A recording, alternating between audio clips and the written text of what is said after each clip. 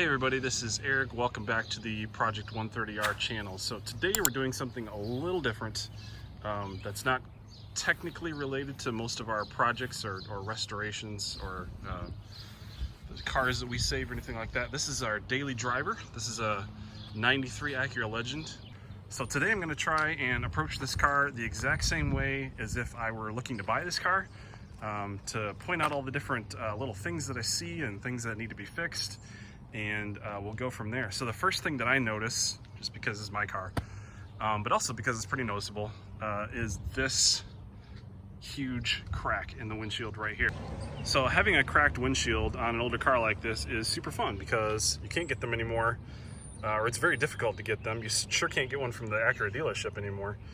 And so this one is cracked specifically because underneath, and you can't really tell because of this glorious tape job right here, but underneath here and kind of over here also, there is corrosion along the top of the windshield frame, and that corrosion is bubbling up and pressing on the underside of the windshield, which is resulted in the crack. And it's not terrible, it's not shattered into a billion pieces. If I run my finger along this here and on the inside of it, you can't really feel too much as far as the edge of the glass, so the glazing or whatever it is still in place. But it's still very noticeable and really sucks. So the only way to fix this is you have to pull the windshield out, fix all the corrosion along here, and then once you're fixing this corrosion for that bodywork, then you might as well come down and fix this corrosion. And there's more of the same on the other side, on the rear arch, as with a lot of older cars and Hondas. And then once you're fixing that, I mean, you can see here the paint definitely needs to be redone. So then now you're into, it's kind of a rabbit hole, as you can tell. So to fix all of that, you'd have this car down for, I don't know, months, years, to have the windshield out, fix the corrosion, have the whole thing repainted, put the new windshield in from a donor car or from Safelite or wherever can get you a donor windshield. So aside from the windshield, there's not a whole lot wrong with the front end. You have your usual rock chips here. There's a little kind of a dent taken out of or a chip out of the grill, the front grill right there. It's just normal wear and tear with the almost 30-year-old car. Around here, you have a couple of little scrapes and this, that, and the other. There's a scrape there, I notice. It's starting to rust a little bit. So you may have noticed by now, this car is not completely stock. Like these wheels, for example, never came on this model. This is an L model car, so it's kind of a mid-range, in between the base. It's not the base model and it's not the top level model. It's right in the middle. But these wheels are from a top level GS model from the next year, 1994. And they're 1 inch bigger. I think they look a lot better. That's just me. These are 16-inch wheels. The factory wheels that came with this car are 15s. And there's a few more modifications you'll see as we kind of go along here. But on the outside, that's probably one of the most noticeable ones. These wheels definitely do have some corrosion going on here.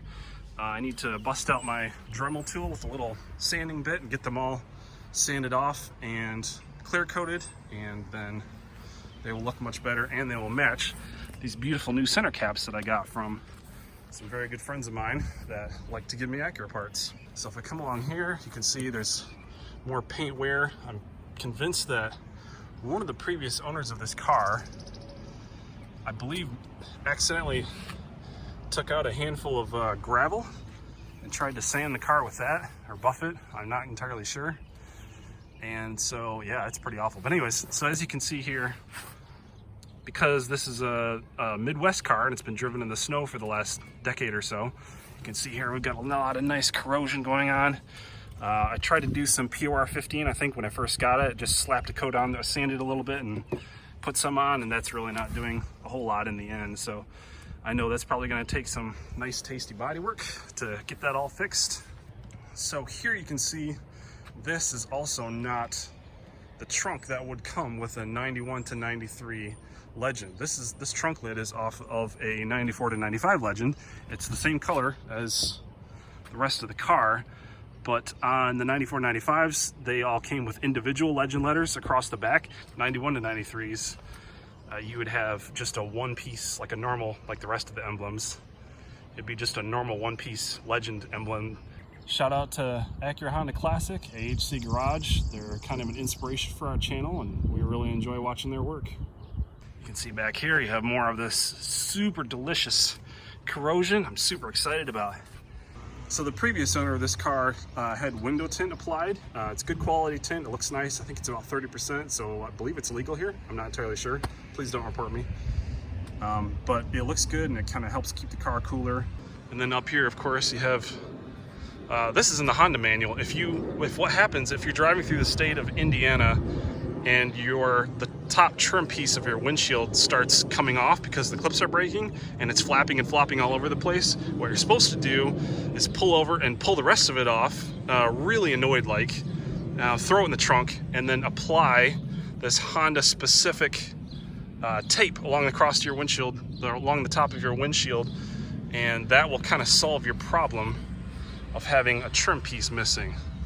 And I think it looks better too. It's better than factory is what that is. And so now let's take a look at under the hood and inside the car. So on the inside, you can really start telling that this is not a factory stock car. So the original interior color of this is kind of like a light tan. So the previous owner ended up doing kind of a two-tone approach that I kind of like. The carpet and the floor mats are still tan. Everything from the top of the door panels up is the factory tan, including the seat belts you can see there. And the headliner and the pillars and everything else are tan. There's a little kind of a felt window trim that goes around the inside here. He did swap that out to black. I do think that looks nice on the front and the back window. But everything else from there up in the car is tan. So most of the rest of the interior has been swapped over to black. You can see there are a couple of trim pieces like the door handle and the center vent trim here that are still the factory brown, because with the tan interior you had tan door panels, but like the dash and the top of the door panel were dark brown sort of. So there are a couple pieces that I still need to swap over, but the rest is all black. The steering wheel is black, looks pretty nice. The dash is in okay shape. There are some cracks up at the top here, and so someday this will end up being wrapped or covered or replaced with an uncracked dash, but the rest is in pretty nice shape. So this instrument cluster is definitely not stock. It's kind of a hybrid one I had sitting around. So I put it in the car. I think it looks pretty good. It has the extra, like the chrome trim rings and the red needles and all kinds of fun stuff. I think it looks better, so I'm gonna stick with that for now. So one thing you might have spotted is that these are not sedan seats. These are seats out of a coupe. They're a spare set that I had sitting around. I always kind of wondered if a coupe seat would fit in a sedan, and they do. You just have to swap out the seat rails. These are aftermarket, covered with like an aftermarket leather.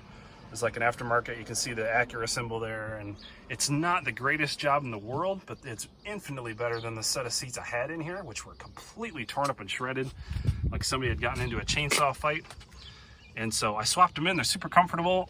Obviously the trim doesn't fit because the seat controls are in a different spot in these seats than they are in the sedan seats, and so when you swap them over, it kind of needs to be a little bit adjusted there. But you know, that's the stuff they notice at car shows. I'm ready to be judged. I don't even care. I think they're comfortable. They look great, aside from that part right there. You can see here another thing he did was he kept the rear deck tan and the seat belts tan, which I understand why, because to swap out the seat belts you have to pull up the carpets, and that's a huge pain. And then he kept the speaker grills black, which I think is kind of a neat little two-tone effect there. So the sound system in this car is pretty well stock. This is just a cheap little eBay head unit that lets me Bluetooth music from my phone. I got it from a friend of mine, so I appreciate that. Didn't need navigation or camera view or any of that stuff, so I just wanted to keep it simple. This carbon fiber obviously is not factory. This is from another car, and it'll probably end up going into a coupe project that we have going for more of kind of a motorsport sort of feel. For now, they're kind of hanging out in here, and I think they look okay, but it doesn't quite match, so over time we'll get that replaced as well. All right, so under the hood, the engine is somewhat stock. There's a few things we've done here. The first thing you probably notice is this weaponar intake. The previous owner put that on.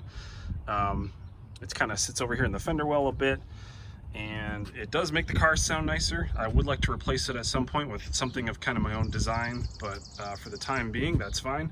We also swapped on what's called a Type 2 intake manifold.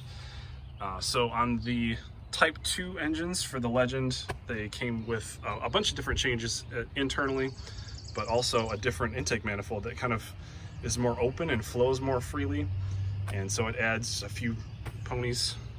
And then this is essentially a brand new strut tower bar. I bought it brand new, never installed. I put it on this car for the time being, just to kind of tighten up the handling. It does make a huge difference with these cars. When you take a corner, if you don't really have any other suspension modifications, which I don't, the suspension on this car is more or less stock. But it does make a huge difference. You can tell immediately when you take a corner, it's a lot tighter.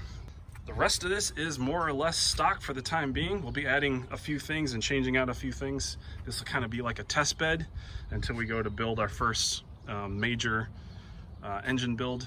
But for now, this is our daily, and it runs strong and sounds good and serves us well. So overall, it's not a bad looking car as long as you stand kind of back here or back here a little further. Back, just keep going back. That's not, okay, it's not too bad. Okay, yeah, no, that's a nice looking car. No, I'm kidding. I know it's not perfect. I know it has some things that need addressing, but that's what we're here for. We're gonna take care of them. The way this car drives is really nice. Like I say, the previous owner did a wonderful job keeping up with all the mechanicals and making it, it puts a smile on your face every time you get behind the wheel. So that's pretty much it for today on this car that's almost 3 decades old. That's hard to believe. But she's still running like a champ, and hopefully we'll keep her on the road for years to come.